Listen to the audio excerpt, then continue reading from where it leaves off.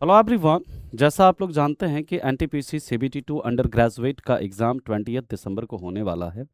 दोस्तों, इस एग्ज़ाम में आपको क्या करना है, क्या नहीं करना है, इसके ऊपर हम लोग बात करने वाले हैं। एग्ज़ाम में अपने आपको मतलब कैसे मतलब प्रेशर से बचा कर रखना है, उसके बारे में बात करेंगे, है ना? क्या प्रिकॉशंस आपको लेने हैं, है ना? इसके बारे में बात करेंगे। साथ ही साथ आपको पेपर कैसे अटेम्प्ट करना है, इसके ऊपर भी हम लोग चर्चा करेंगे। तो दोस्तों, सबसे पहले जो आपका एडमिट कार्ड में जो इंस्ट्रक्शन दिया गया है, उसमें देखते हैं क्या-क्या आपको इंस्ट्रक्शन दिए गए हैं, फिर हम लोग बात करेंगे कि आपको क्या करना चाहिए, क्या नहीं करना चाहिए। तो दोस्तों, आपको पता है कि जो आपका एग्ज़ाम है वो आपका 3 शिफ्ट में होने वाला है और यहाँ पर ये जो एग्ज़ाम है आपको इसमें 120 क्वेश्चन करने हैं। कितने मिनट में? 90 मिनट में, यानी कि ये 1.5 घंटे का आपका पेपर होने वाला है।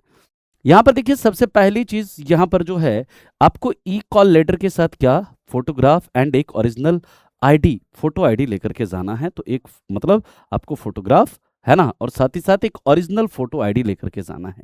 इसके बिना आपको नहीं जाना है, याद से ये चीज़ रख लीजिएगा, नहीं तो ये लास्ट टाइम आपको क्या करेगा, प्रेशर आपका मतलब क्रिएट कर देगा, जिससे हो सकता है आपका एग्जाम जो है खराब हो जाए। फिर यहाँ पर कह रहा है candidates to report are the exam centre with advance of the reporting time indicated on the e call letter.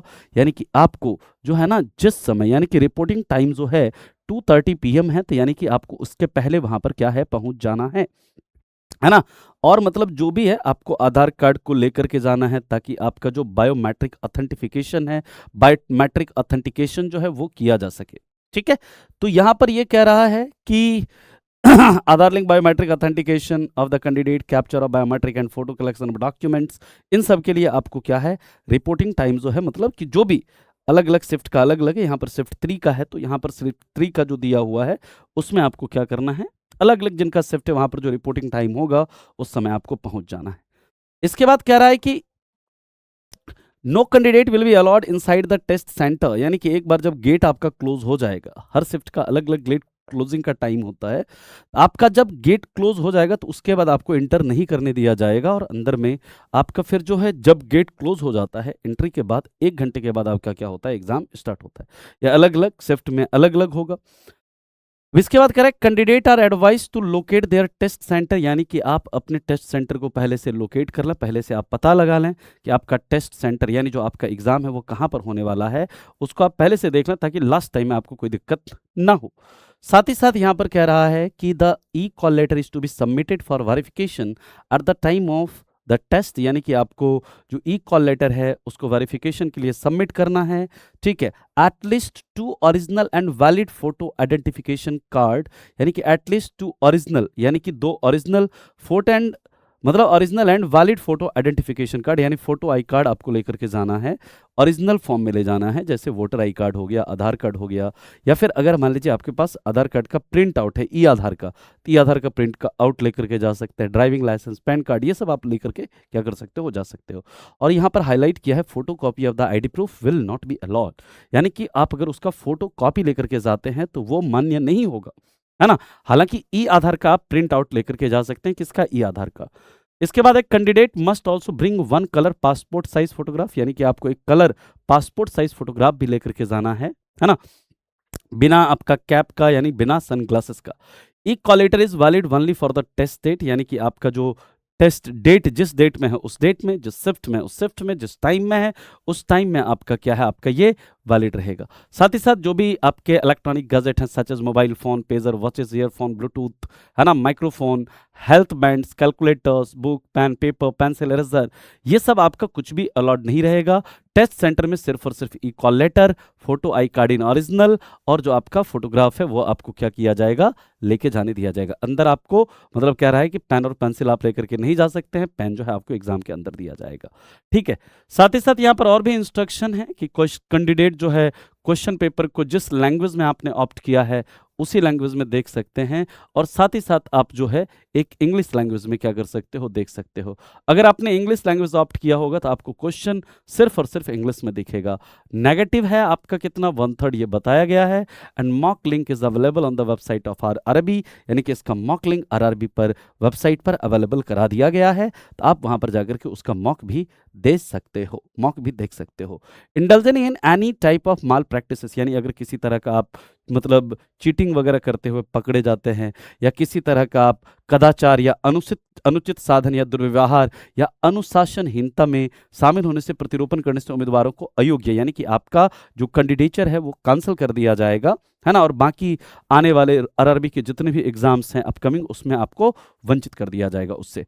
और ये कह रहा है कि candidate should write his her name and roll number on the rough sheet, यानी आपको आपका नाम, आपका रोल नंबर जो रफ शीट पर क्या करना है, लिखना है, जो भी रफ शीट आपको दिया जाएगा। एंड रफ शीट को आपको क्या कर देना है, रिटर्न कर देना है। Candidate need to make his own travel, यानी आपको अपने रहने का और अपने आने जाने का प्रबंध खुद करना है, ये सब बताया गया है इसमें। And during the exam, at the mid of the exam, additional biometric photograph capture and attendance including physical RTI, LTI and signature of the candidate will be taken and no extra time will be given, यानी कि आपका exam के दौरान ही आपका जो है क्या लिया जाएगा, लेफ्ट राइट आरटीआई लिया जाएगा, यानी कि right thumb impression, left thumb impression and signature लिया जाएगा।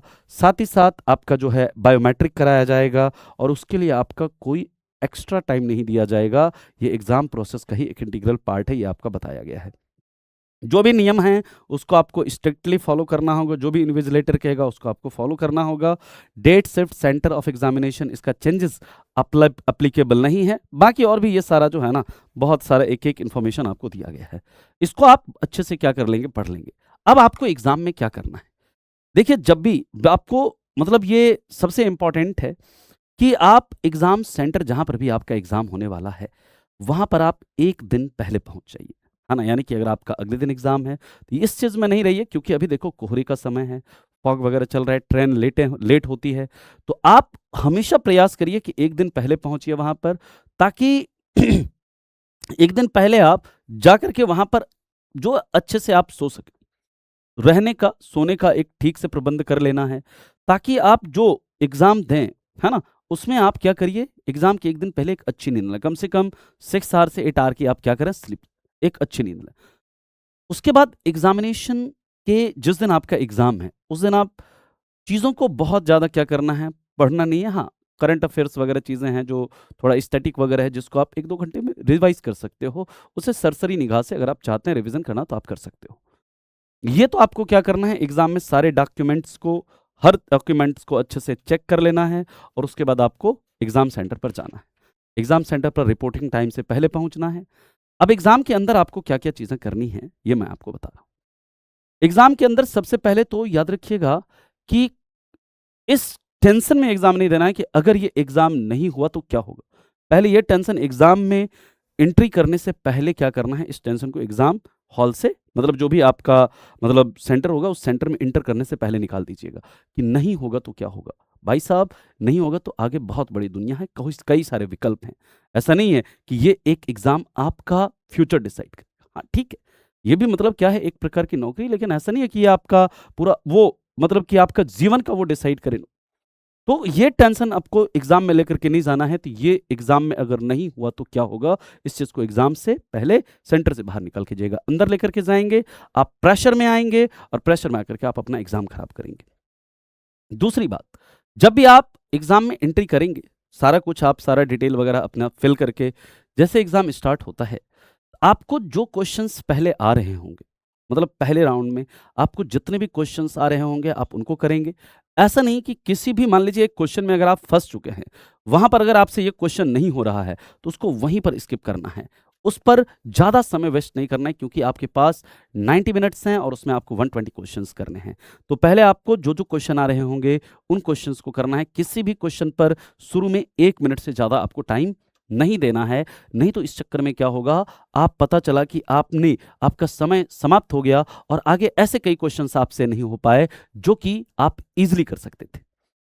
दूसरी बात, नेगेटिव जो है, आपको बिल्कुल भी मतलब रिस्क नहीं लेना है। अगर मान लीजिए किसी क्वेश्चन के बारे में बिल्कुल आप ब्लैंक हैं, यानी कि अगर आपको कुछ भी क्वेश्चन के बारे में नहीं पता है तो वहाँ पर रिस्क मत लीजिएगा।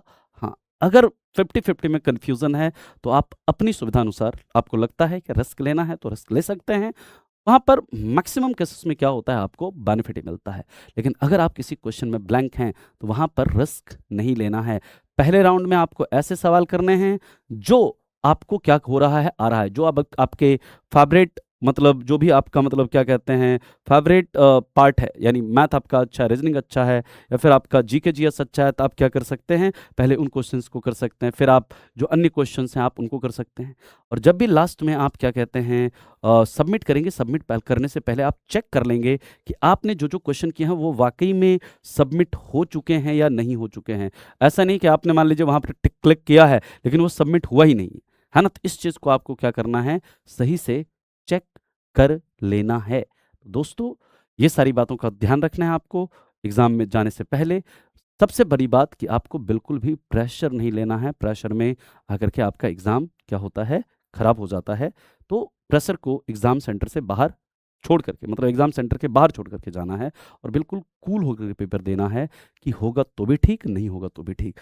अगर आप इस इरादे से देंगे एग्ज़ाम, तो आपका बढ़िया एग्ज़ाम जाएगा और पहली बार में आप ऐसे सवालों को करिएगा जो आपको आते हों, फिर सेकंड राउंड में जो आपका मतलब क्वेश्चन नहीं आता उस पर आएँगे, तो वो भी सवाल आपसे बनते चले जाएँगे। समय से सेंटर पर पहुँचिए, सारे डॉक्यूमेंट्स अपने साथ लेकर के जाइए और आप सभी बच्चों को मतलब केजीएस रेलवे एग्ज़ाम्स की तरफ से और पूरे केजीएस परिवार की तरफ से ऑल द बेस्ट, बढ़िया करिए, मतलब अपना बेहतरीन दीजिए, है ना? और आप सभी को फिर से मतलब इस सीबीटी 2 में मतलब अग्रिम मतलब पहले से ही आपको मतलब सफलता की मतलब हार्दिक शुभकामनाएँ। अच्छे से पेपर दें। All the best and thank you.